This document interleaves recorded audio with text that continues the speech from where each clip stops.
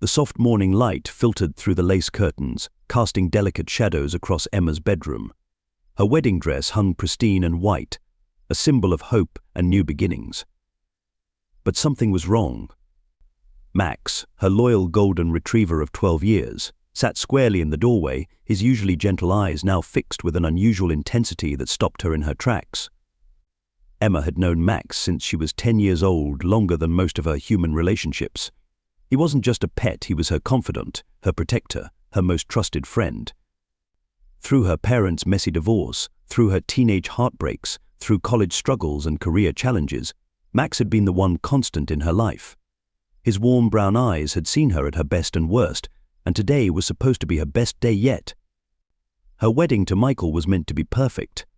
They'd met 3 years ago at a charity fundraiser, both passionate about animal rescue. Michael understood her connection with Max, never complained about the dog's constant presence, and had even helped rehabilitate rescue dogs together. Their love seemed written in the stars, or at least, written with Max's approval.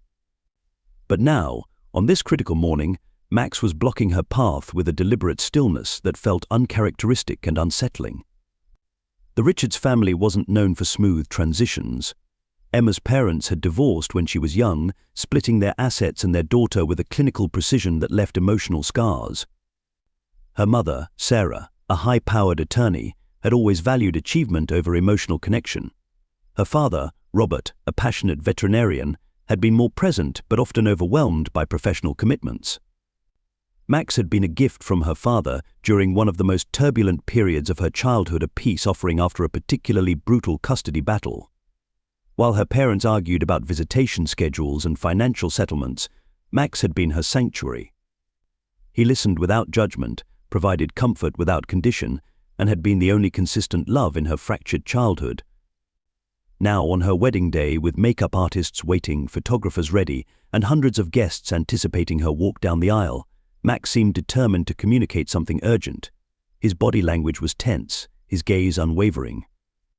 This wasn't the playful, tail-wagging dog she knew. This was a Max with a mission. Max Emma's voice carried a mixture of confusion and mild frustration. "We don't have time for this, boy. Move." But Max didn't move. Instead, he tilted his head slightly, a gesture so laden with meaning that Emma felt a chill run down her spine. Something was about to change dramatically and irrevocably. Little did Emma know that the next few moments would unravel a family secret that had been carefully hidden for over 2 decades, a secret that Max had been protecting all along. Here's the childhood flashback section. The memory of Max's arrival was etched into Emma's mind like a treasured photograph. It was a crisp autumn day in October, just months after her parents' divorce was finalized.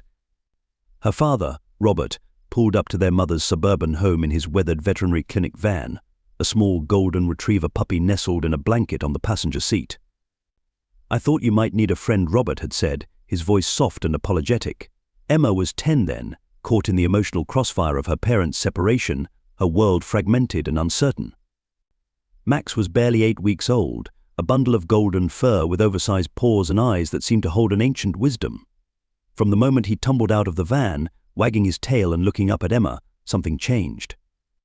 It was as if he understood exactly what she needed: a companion who would never leave, never judge, never disappoint. Their first night together was magical. While her mother worked late and her father had returned to his clinic, Emma spread a blanket on her bedroom floor. Max curled up next to her, his warm body a comfort against the silence of a house divided. He whimpered softly when she cried, nudging her hand with his wet nose, offering a comfort no human had managed to provide. As Emma grew, Max became more than a pet. He was her confidant, her protector, her silent guardian. During visitation weekends, when Emma shuttled between her mother's meticulously organized home and her father's chaotic veterinary clinic, Max was her constant. He rode in the back seat, his head sometimes resting on her lap, providing a sense of stability in her unstable world. In her mother's pristine home, Max was trained to stay on a specific dog bed, never allowed on the furniture. But in her father's clinic, he roamed freely, helping calm scared animals and becoming an unofficial therapy dog. Emma watched in awe as this creature she loved could be both perfectly disciplined and incredibly intuitive. Middle school was particularly challenging. The onset of puberty, combined with her parents' ongoing tension, created emotional minefields daily. Max was her anchor. When classmates were cruel, when teenage insecurities peaked, Max was there. He would listen to her teenage complaints, offer a sympathetic lick, and make her feel understood in a way no human could. Her mother, Sarah, initially viewed Max as a distraction. Dogs are a responsibility, she would say, her lawyer's precision cutting through any emotional attachment. But even she couldn't deny the positive change in Emma. The girl who had been withdrawn and struggling became more confident, more resilient. Robert understood the deeper connection. Some dogs, he would tell Emma, are more than just animals. They're healers, protectors. They see things we can't. Little did Emma know how prophetic those words would become. Max wasn't just a dog who had been part of her life. He was a keeper of secrets, a guardian of a truth that would soon reshape everything she understood about her family, her history, and herself. The bridal suite buzzed with nervous energy. Emma stood motionless as her bridesmaids fluttered around her, adjusting her elaborate white gown and applying final touches of makeup. Outside, sunlight streamed through floor-to-ceiling windows, promising a perfect wedding day. Her best friend and maid of honor, Rachel, was carefully pinning the last of Emma's delicate pearl accessories. "You look absolutely stunning," she whispered, but something in her tone suggested more than simple wedding day excitement. Max remained unusually still in the corner of the room, his eyes locked on Emma. Typically, he would be wagging his tail, seeking attention or playfully nudging her hand. Today, he watched her with an intensity that felt almost like warning. "Is everything okay?" Emma asked, catching her reflection in the mirror. Her usually confident demeanor was slightly frayed at the edges. Her mother, Sarah, entered the room, clipboard in hand, looking impeccable in a tailored silver suit. "The photographer is ready. We're right on schedule." Her words were precise, her smile practiced. "Mom," Emma started, then hesitated. "Do you think Dad will make it?" Sarah's expression flickered momentarily, a mix of tension and something else. "Regret? Guilt?" "Robert confirmed he's coming," she said curtly. Max shifted, a low whine escaping his throat. The sound was so unexpected that everyone in the room turned to look at him. For a moment his gaze met Emma's, and she felt a chill run down her spine. Rachel noticed Emma's distraction. "Hey, what's wrong with Max?" "I'm not sure," Emma murmured. "He's been acting strange all morning." Strange didn't begin to describe it. Max had always been her most loyal companion, but today he seemed like a sentinel, guarding her from something unseen. His usual playful demeanor was replaced by a calculated stillness that felt loaded with unspoken significance. As the final wedding preparations continued around her, Emma couldn't shake the feeling that something momentous was about to happen. Max's behavior was more than just unusual, it felt like a deliberate intervention. And deep down, she knew her loyal companion rarely acted without reason. The hallway to the wedding venue suddenly felt like a battlefield. Emma, dressed in her pristine white wedding gown, stared in disbelief at Max, who had positioned himself directly in her path. His body was low, muscles tense, blocking her way with an unmistakable determination. "Max," Emma's voice carried a mix of frustration and confusion. The wedding coordinator stood nearby, checking her watch nervously. Guests were already seated. The string quartet was tuning their instruments. Everything was perfectly timed except for one golden retriever with apparently different plans. Michael, her soon-to-be husband, approached cautiously. "Emma, what's happening?" Max had never disobeyed her before. This was the same dog who had been her constant companion through every emotional storm of her life. The same Max who had comforted her through her parents' divorce, through college breakups, through career challenges. He had always been gentle, always been loyal. But not today. Today, Max was a barrier, his eyes locked with Emma's, communicating something beyond words. Something urgent, something critical. "I don't understand," Emma muttered, her perfectly applied makeup now threatened by rising frustration. "Max, please." She tried to step around him, but Max mirrored her movement. When she went left, he blocked left. When she shifted right, he countered. It was like a carefully choreographed dance of prevention. The wedding party's excitement transformed into concerned whispers. Rachel, her maid of honor, stepped forward. "Maybe something's wrong with him?" He looks different. Different, how Michael asked. No one could quite articulate it, but Max wasn't just being stubborn. His eyes held a message. His entire body language screamed stop. Something is wrong. Emma's mother, Sarah, who typically maintained rigid control, looked uncharacteristically uncertain. Her perfectly manicured hand touched her daughter's arm. "Emma, maybe we should check." No, Emma's response was sharp. "I am not letting a dog derail my wedding day." But even as she said it, she knew something was different. This wasn't typical dog behavior. This was deliberate. This was a message. Max whined. Not a playful sound. Not a hurt sound. This was a sound of warning. The wedding coordinator approached, clipboard in hand. "Ms. Richards, we need to proceed. The guests are waiting." Emma looked down at Max. 12 years of friendship, 12 years of trust. And now, on the most important day of her life, her most loyal companion was telling her no, warning her about something. Something she needed to know before walking down that aisle. The room held its collective breath. Max remained immovable. Emma stood frozen, her white wedding gown a stark contrast to the growing tension. Something was about to change, dramatically. And Max was determined she would hear it before saying I do. The revelation began with a single photograph hidden in Max's worn leather collar. As Emma reluctantly removed the collar to check why Max was behaving so strangely, a folded, yellowed picture slipped out, landing softly on the pristine white floor of her wedding venue. Her father's handwriting was unmistakable on the back, the truth Sarah never knew. The photograph showed a younger Robert standing beside a woman Emma didn't recognize, but something about her was hauntingly familiar. The woman had Emma's eyes, the same deep green, the same distinctive fleck of amber near the iris. She was standing in front of a small veterinary clinic, wearing a white coat, her hand resting on a pregnant golden retriever. Max whined softly, his eyes never leaving the photograph. Suddenly, fragmented memories began to rush back. Conversations overheard, subtle tensions between her parents, unexplained moments of silence during family gatherings. The woman in the photograph was Dr. Elizabeth Reyes, a renowned veterinary geneticist who had worked alongside Robert 25 years ago. More importantly, she was someone Emma now realized looked startlingly like her. "What have you been protecting?" Emma whispered to Max, her fingers trembling as she picked up the photograph.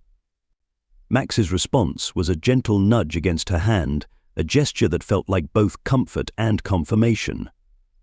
The story unfolded like a complex medical case file. Elizabeth and Robert had been research partners, studying canine genetic disorders. Their work was groundbreaking, focusing on hereditary conditions that could be identified and potentially treated early. But their partnership was more than professional.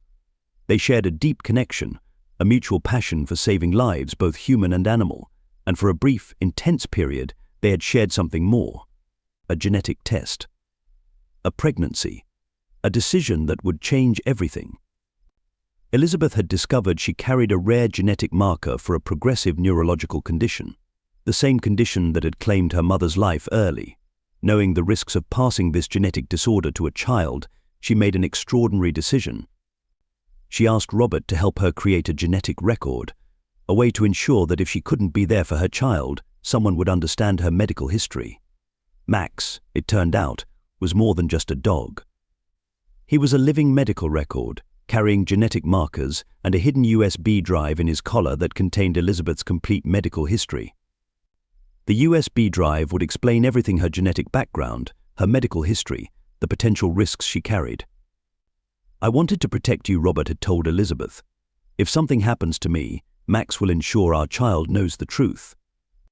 Max had been strategically placed with Emma years ago, not just as a companion, but as a guardian of a truth too complex to explain through words. The wedding venue faded into background noise. Emma's perfectly planned day dissolved into this moment of profound revelation. Her loyal companion had been carrying a secret far more important than anyone could have imagined. A secret that would redefine her understanding of family, of love, and of the extraordinary lengths a parent would go to protect their child. Max looked up, his eyes holding years of protected secrets, waiting for Emma to understand the full weight of what he had been carrying all these years. The wedding venue became a stage for a family drama far more complex than any carefully planned ceremony. Emma stood frozen, the photograph of Elizabeth clutched in her trembling hands, Max sitting steadily beside her.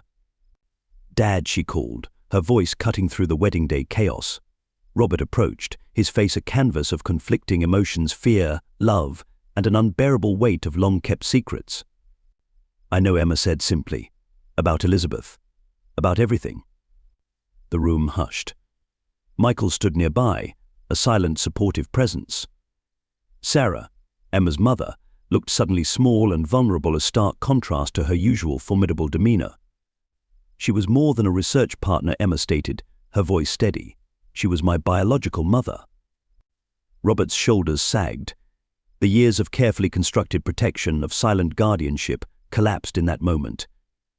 Max remained vigilant, a living bridge between past and present. "I wanted to protect you," Robert whispered. "Elizabeth discovered she carried a genetic condition that could devastate a child's future.